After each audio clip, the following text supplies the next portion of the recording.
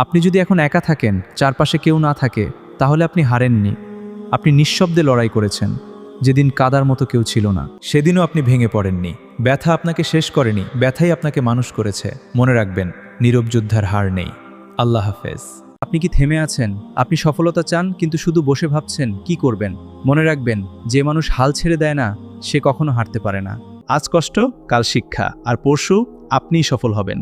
সুতরাং থেমে না থেকে এখনই শুরু করুন। ভালো থাকবেন সবসময়। আল্লাহ হাফেজ। বিয়ে তো সব মেয়েরই হয়, কিন্তু সুখী হয় কয়টা মেয়ে? বিয়ের আগে মেয়েরা ভাবে পৃথিবী সবাই কষ্ট দিলেও নিজের স্বামী কখনো কষ্ট দেবে না।